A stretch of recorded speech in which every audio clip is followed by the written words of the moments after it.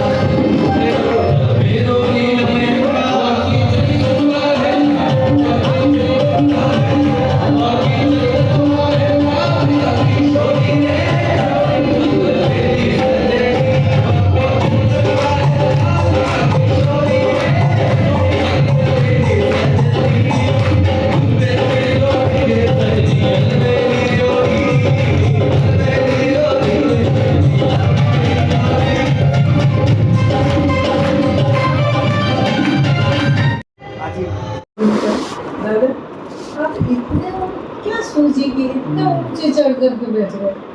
हमारे जैसे को हिम्मत ही नहीं होती। गढ़ी के राजा है ना, तो आपके दादा भाई तो एक संत खड़े थे, वो इतनी जोर से ठहाका लगा के हंसे थे। मैंने सोचा क्या बात कही आपने, दादा इतने ऊंचे चढ़ करके बैठने की क्या सोची।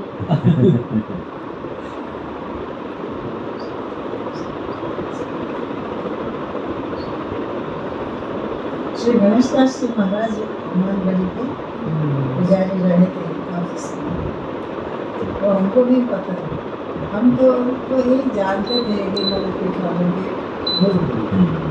जब उनका चरित्र देखने की बात आई तब जाके हमको पता चला कि वो एक सिद्ध पुरुष थे। जब उनको पता चला, ब्रह्मचारी जी कई दिन जो है आंवले के पेड़ से जो गिर जाते थे वो आंवले खा के और कुछ दिन दूध पी करके गुजारे।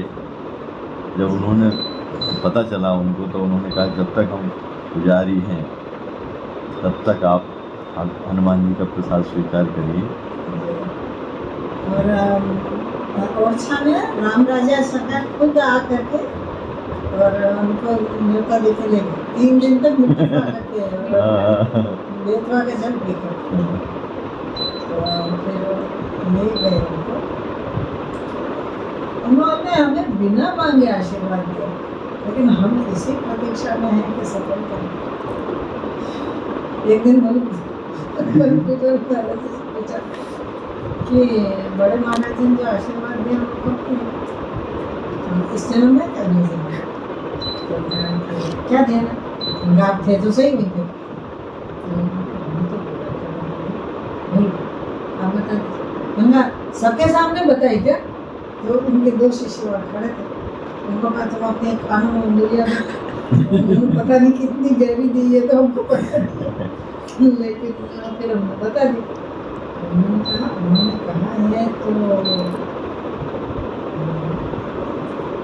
ये झूठी नहीं हो सकती। मैंने कहा अगर हमने उसको महत्व नहीं दिया हो तो हम तो यही सोचते, जब भी कोई महात्मा कहते हैं हमारी, हम सोचते महात्माओं की आदत होती है, वो कभी किसी को बुरा तो कहते नहीं है, सबका मंगल हो। हाँ, वो तो सबको अच्छा ही कहते हैं। तो उन्होंने भी ऐसे किया। अब भैया जी कहते हैं तो हम सोचते या तो वैसा करके बताओ, जैसे आप बोलते हो वैसा हमको बना दो, नहीं तो फालतू बात में क्या कर जाता। आप लोगों की आदत ऐसा होती है। वो मतलब हमने पूछा, बोले कि नहीं,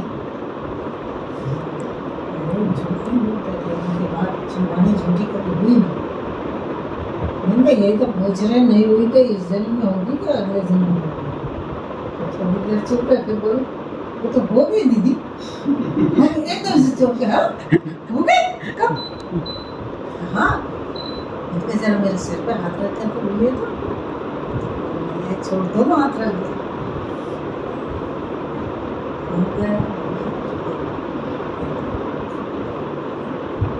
हमारे दिमाग की बत्ती बंद हो गई। तो मैंने सोचा ठीक है, तो इससे बढ़ करके तो कुछ भी बात कुछ हो नहीं सकती। हमने एक तरफ बैठे आंखें बंद करके देखते कुछ हुआ, कुछ परिवर्तन मिल रहा है, कुछ नहीं होगा, यही गए बाबा लोग तो ऐसे ही होते। फिर अपने कमरे में गए तो वहाँ भी हमने आंखें बंद की, बैठे रहे, हमने देखा वैसे ही है कि कुछ फर्क हुआ है, हमको कोई फर्क नहीं है।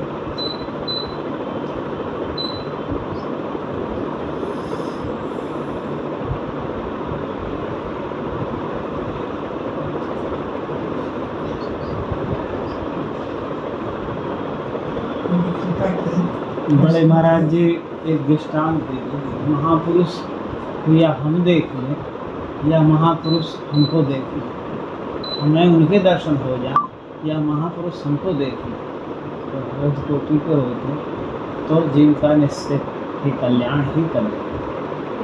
कहते कि स्वामी जी का क्या है, हम तो कुछ भी क्या देख, लेकिन वो देखते हैं ना, वो ज्यादा सही है।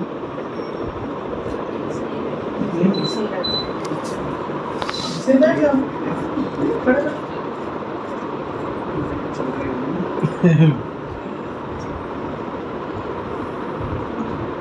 बस इतनी बात, बाकी रह गई। आप चल रहे सुबह में है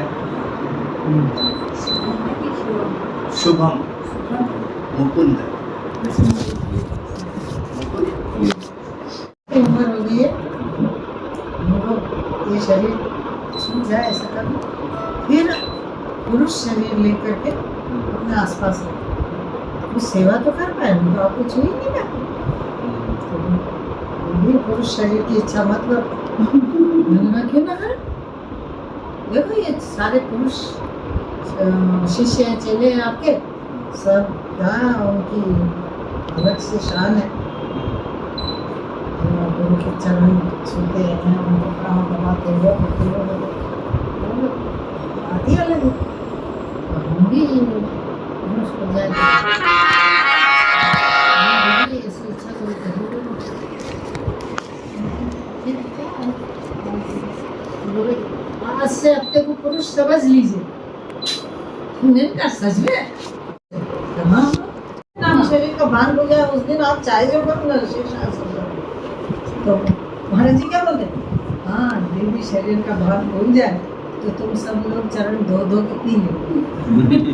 अब हम क्या कहें, ये डांटा आपने, हमने कहा इनको थोड़ी डांट लगाओ जोर से, तो आपने ये डांटा, तो हंस कर बोले क्या करें दीदी, हम आपके और इनके झगड़े के बीच में फंस जाए।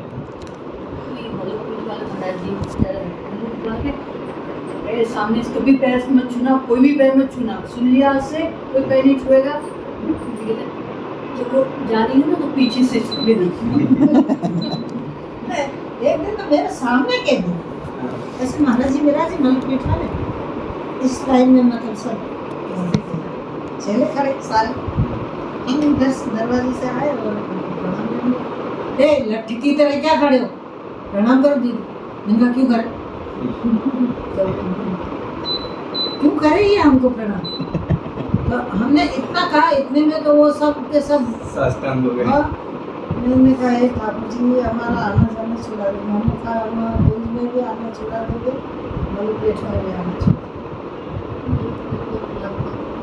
हम ऐसे भी हम जा नहीं पाते, 4-5 दिन में एक बार, पहले रोज जाते थे, चाहे आंधी हो पानी हो कुछ भी हो सर्दी हो रोज, जितने दिन महाराज जी रहते। हाँ, और अब हम 4-5 दिन में एक दिन को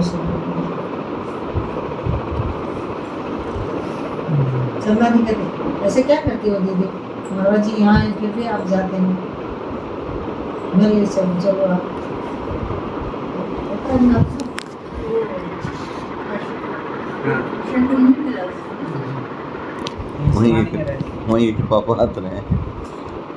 रविदास भैया का मोटे वाले वो है ना? उनका नंबर नहीं था, मैं मेरे ना नंबर है तुम्हारे पास तो? नंबर पता नहीं कैसे उड़ जाते हैं।